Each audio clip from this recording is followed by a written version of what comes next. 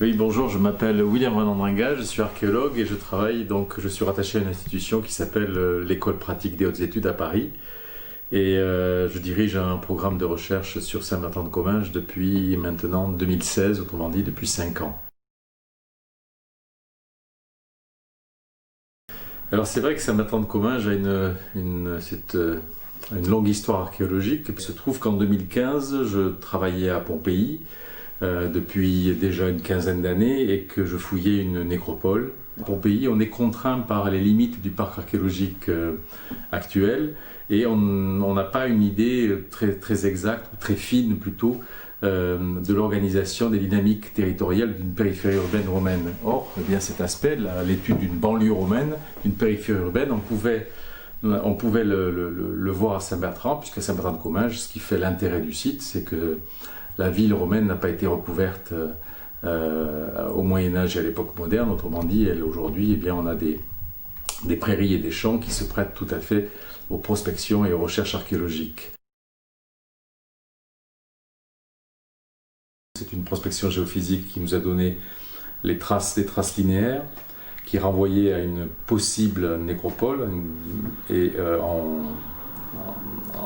en fouillant, on s'est rendu compte en effet qu'on avait là une nécropole monumentale, mais qui semble renvoyer encore à un cas particulier, puisque c'est une nécropole d'abord de l'Antiquité tardive, qui est très bien datée maintenant du IVe siècle, très exactement des années 250-350 après Jésus-Christ.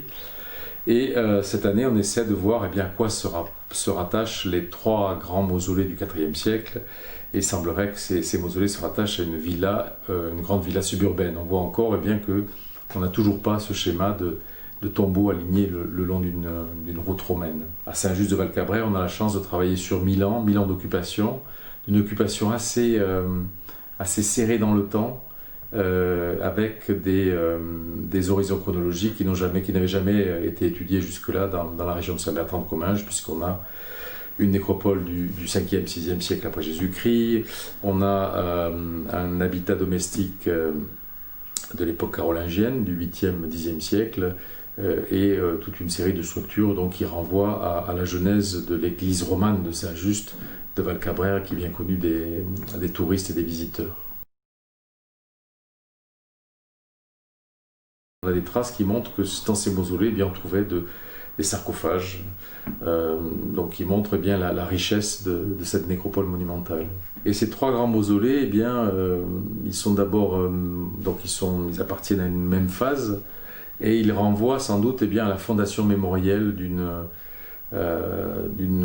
grande famille. Autrement dit, l'impression que j'ai, c'est qu'on a là un des grands notables de Saint-Martin-de-Comminges, de Lugdunum des Convennes, qui installe un nouveau pôle de pouvoir à l'extérieur de la ville, à 500 mètres des limites urbaines, au moins des limites de la ville du Haut-Empire.